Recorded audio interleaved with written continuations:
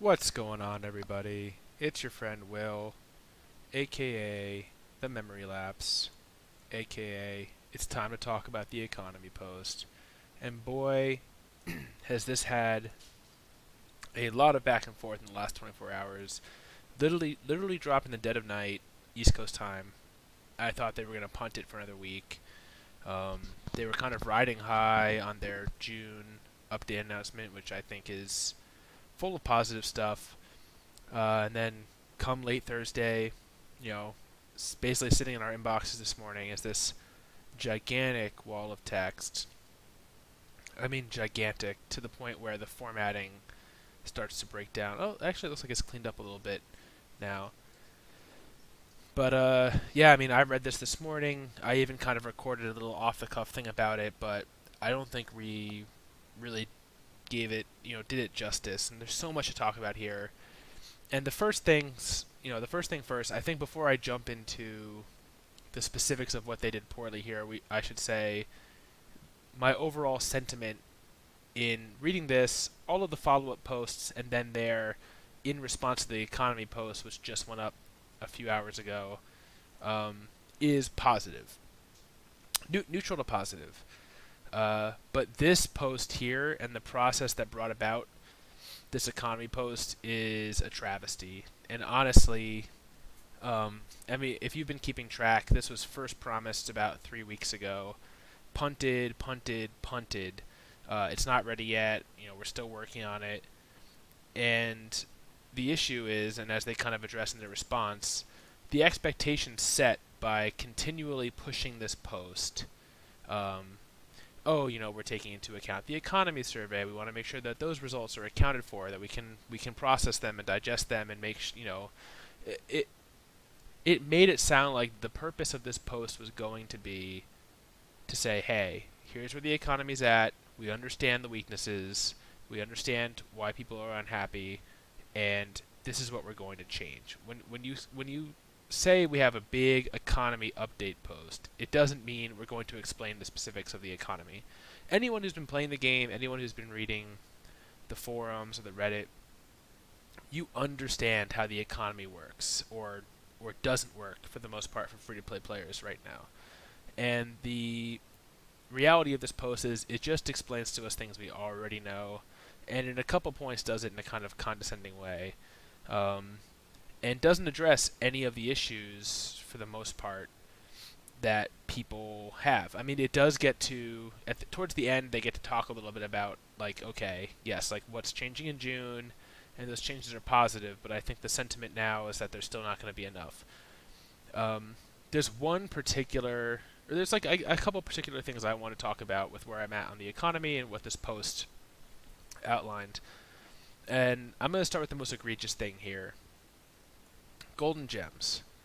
We have two currencies because we want to clearly delineate between the what free-to-play playing unlocks versus the things that real money unlocks in MTG Arena. And then they go on to say, we also want players to be able to earn gems as rewards because it gives free-to-play players a way to get things they can otherwise only get with real money.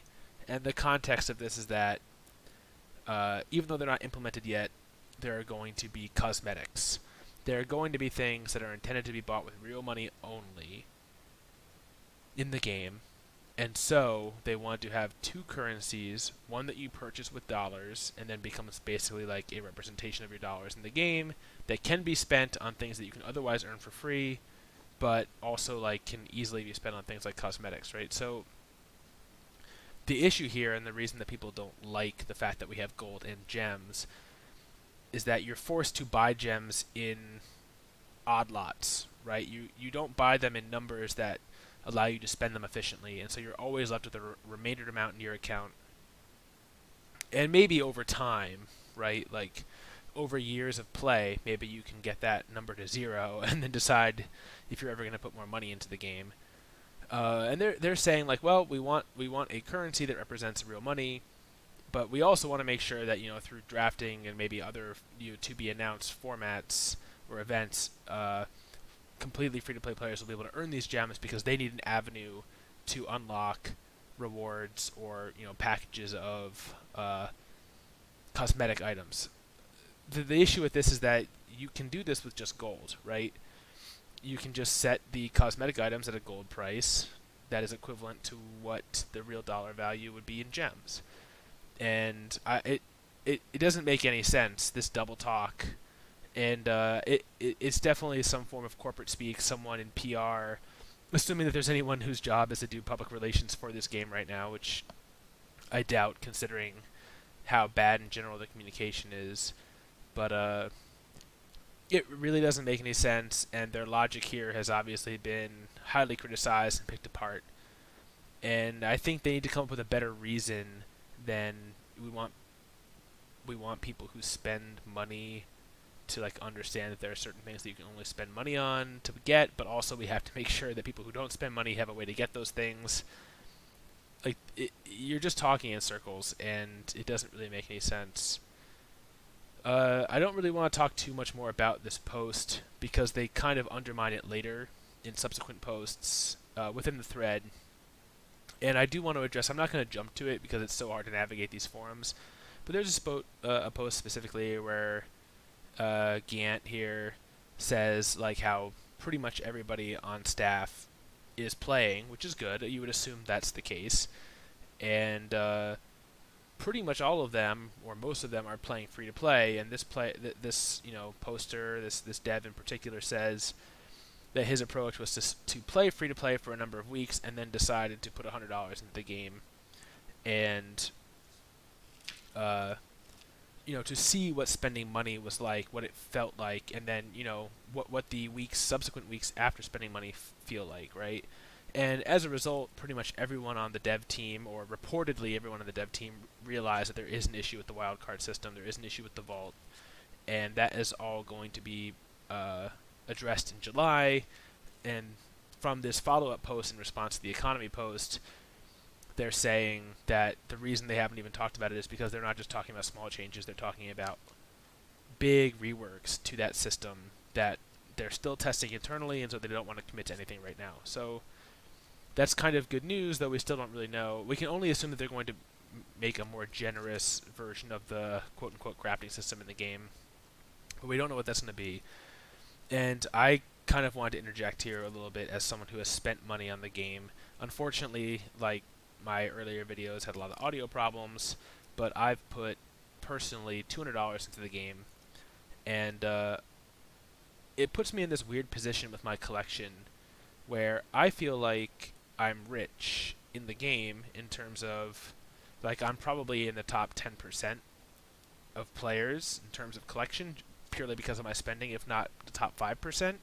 They haven't released, one of the things they didn't release from the survey data recap in this original post was things like what percentage of players have spent and what the average spend is. And obviously there's a lot of reasons they wouldn't want to release that, and I don't fault them for that, but I would assume that I'm in the upper tier by virtue of spending it all and the quantity that I've spent. I presume I'm in the upper tier of just collection, and it's enabled me to build decks that go 4 or more wins in quick constructed very frequently and continue snowballing my collection. But all that being said, I have 2 or 3 decks that I feel very comfortable with to play, and I still feel very poor when it comes to, like, I want to build a deck that plays whatever that enchantment is that you win the game if you have 10 treasures in play. Like, there's a lot of fun casual decks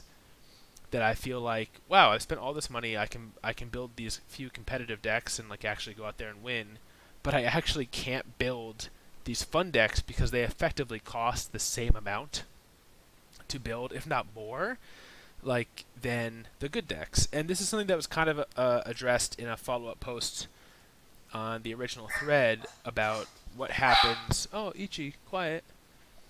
What happens with the way the system works is it funnels players into wanting to spend their wild cards only on things that are going to be competitive and not on fun things, because wild cards are so scarce, building your collection is so hard, that why would you go spew 20 plus rare and mythic wild cards to build a fun deck that you might only play for a week and lose a lot with, and then be like, okay, well, it was cool to try to do this, but the opportunity cost of how much time or how much money it takes to build that deck in the current economy. It's like it feels like as someone who has spent money, who's playing the game every day, who's earning out all their quests, all their win bonuses, the fact that I can't like go into my collection and just put together a deck that would be a budget deck in paper that would probably cost, under $10 to build in paper is crazy. So, all that being said, I'm optimistic and I would love to hear your feedback on the posts. So, please like, subscribe, and comment, and let me know what you think. Alright, later, everybody.